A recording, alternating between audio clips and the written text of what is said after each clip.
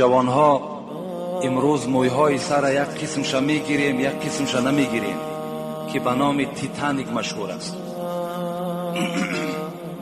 اصلا موی سر که حدیث ابو هریره هست، پیغمبر خدا میگوید من کان له شعر فلیکرمه، هر کسی که اگر موی سر داشته باشد بایستا که موی سر پاکیزه نگه بدارد. یعنی داشتن موی سر این گناه نیست، داشتن موی سر این غلط نیست و تراشیدن موی سر هم غلط نیست، خطا نیست، بلکه وقتی که شما موی سر دارین و موی سر دوست می‌دارین باید که باید تازه نگه بداریم، پاکیزه نگه بداریم. این همچی است، سنت است. چی موی سر ماندن چی پاکیزه نگاه داشتنش سنت است. این هیچ گناه در اسلام ندارد. لیکن یک قسم موی سر تراشیده می شود، یک قسم سرش تراشیده نمی شود. یا اینکه مثال وقتی کودک تولد می شود یک حق پدر همین است که موی سر کودک باید تراشد و مقدار همان وزن موی سر باید که طلا دهد، شاید 1 گرم یاید، شاید نیم گرم یاید و یا به سامانی میگرداند، در فقیرها و مسکینها تقسیم میکند. همین بعض کودک ها را میتراشند و در پس موی سری و یک دمچک میگیم و یک دمچکه میمانند دراز. همین ها را پیغمبر چی گفتند؟ چی همین تیتانیک و چی همین دمچکه که از پس سر کودک میمانند. این حدیث ابن عمر است که هم بخاری روایت میکند هم مسلم روایت میکند.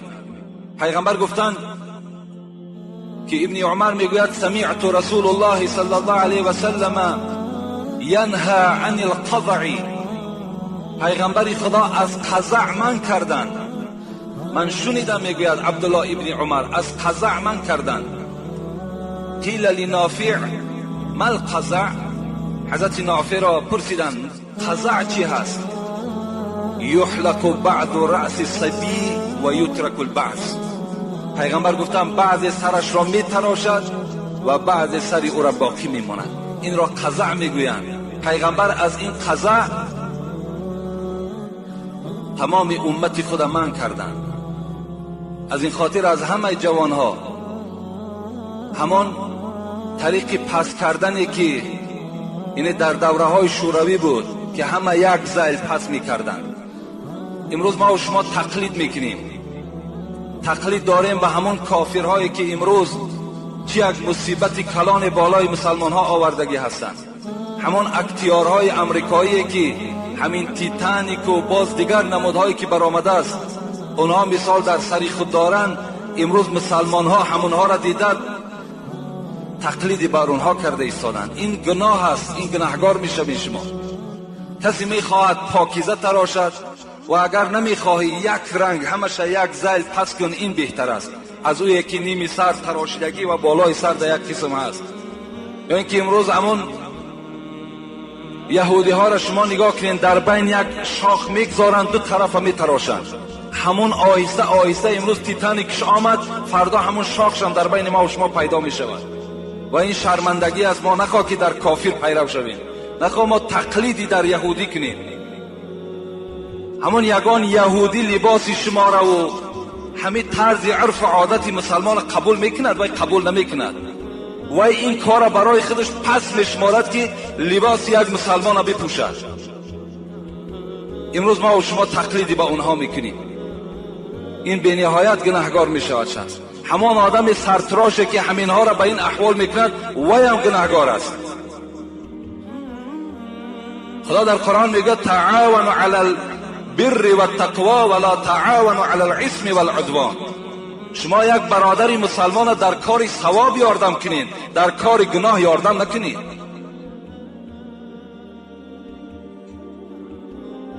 پریگ مخر آوردن دخترها ما کمی کرده بود که امروز بچه ها به این احوال زدن.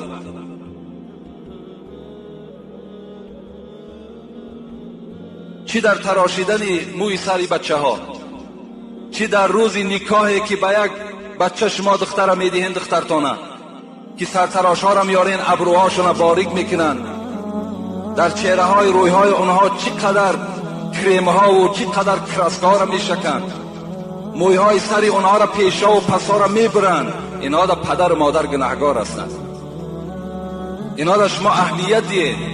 باور که بے پروایی نکنیم. به خدا قسم اگر همین بے ناموسی و همین بے پروایی ما و شما باشد، دخترهای ما و شما همین 5 سال پس از غربی ها میگذرانند. 5 سال بعد دیگر از غربی ها میگذرانند.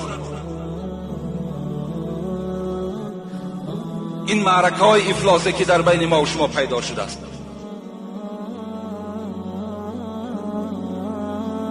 همه این در کلانترها البته گناهگار هستند. اگر پیش راه این کار نگیرن، بے پروایی کنن، غیرت اسلامیشان نشان ندهند، همش گناهگار میشویم.